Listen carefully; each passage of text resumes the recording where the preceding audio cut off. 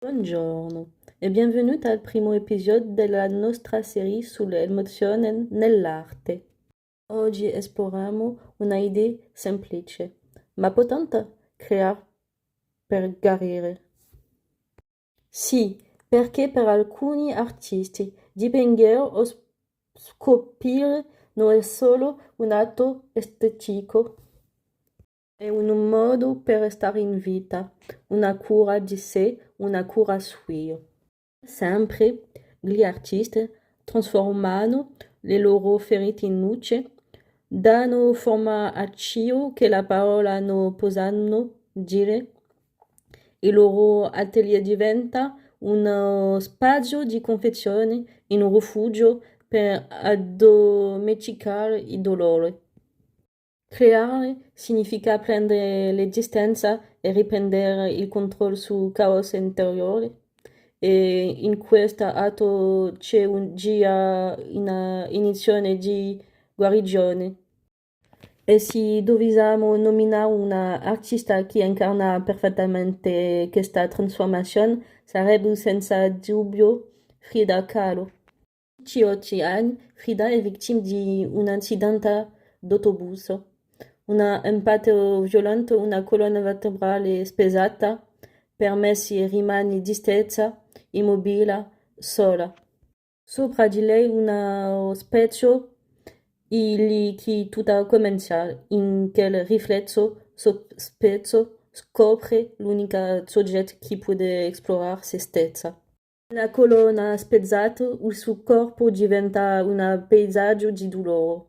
Una pelle aperta, una colonna fratturata, lacrime che non cadono. Eppure Frida che guarda dietro negli occhi nessuna pietà, nessun lamento, affermando la sua forza, la sua identità, la sua presenza.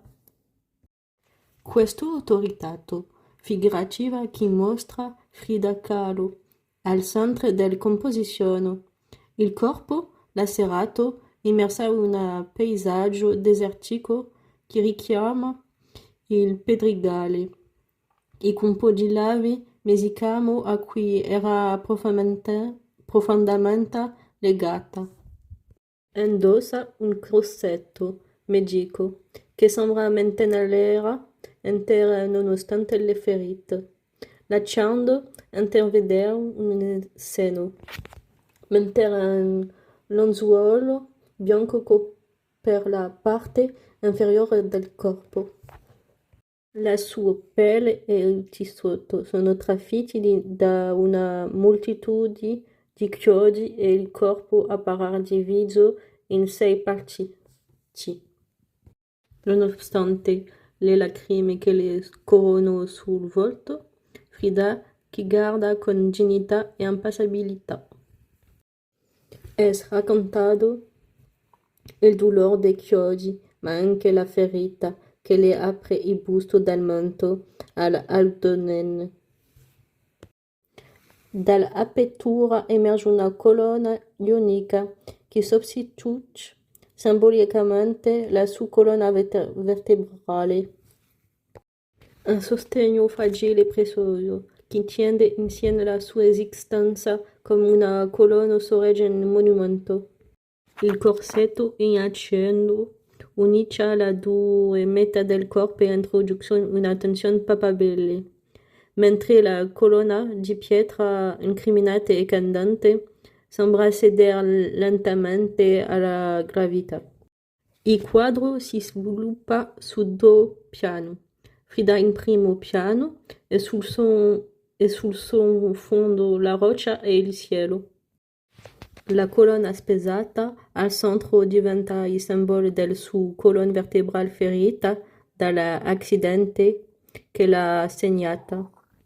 I chiodi, le lacrime, la ferita, la carne sposata, il corsetto e la colonna spezzata raccontano tutta la sofferenza fisica dell'artista. I chiodi richiamano il martirio cristiano, mentre la lacerazione del corpo esprime una dolore profonda e intima. Il suo sguardo e l'espressione del volto tragiscono anche una sofferenza psicologica intensa. I solchi del paesaggio desertico evocano la solitudine, la perdita della fertilità, il corpo vuoto e la terra arida. Lo sfondo, in tonalità scure e monotone, amplifica il senso di topore e isolamento, mentre Frida immerge in colore più vivo. Il bianco luminoso del corsetto e del luanzolo, il beige caldo della pelle.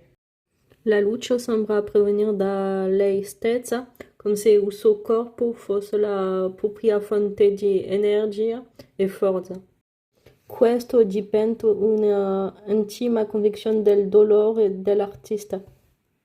Le ferite sono ovunque, sul volto, sul braccia, sulla schiena.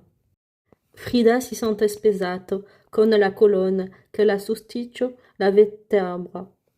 La scelta di questa colonna è simbolica. Sostiene i monumenti e se si rompe, tutto crolla. Senza il corsetto, anche Frida colorerebbe. È sola immersa in mondo monotono e persino il campo lacerato riflette la sua sofferenza. Eppure, il suo sguardo resta fermo e impassibile e la sua femminilità emerge nelle zone nude. Frida, che dice che, nonostante tutto, rimane una donna intera, dritta, capace di andare avanti. Espone il suo corpo, il suo dolore più intimo, al sguardo dello spettatore.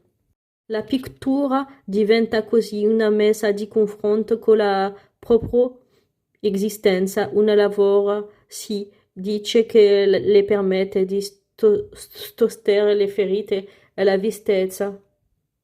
L'ospedale Henry Ford dipinge su aborto spontaneo, le lucciole, macchiette gli strumenti, il voto e crudo distribuente, ma è che un atto di riparazione della propria potere.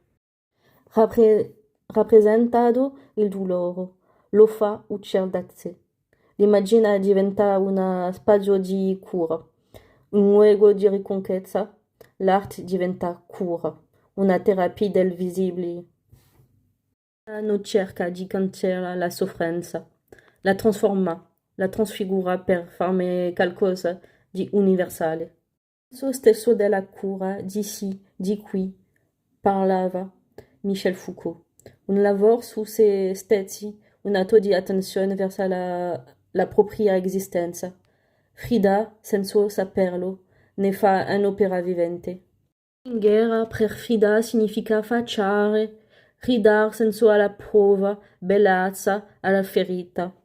Così l'arte diventa medicina, non cancellando il dolore, ma trasformandolo in forza, in simbolo, in memoria. Prossimo episodio, vedo con queste emozioni, una volta condiviso, tocchiamo a loro volta lo spettatore. Infamo di noi testimoni di una stessa guarigione.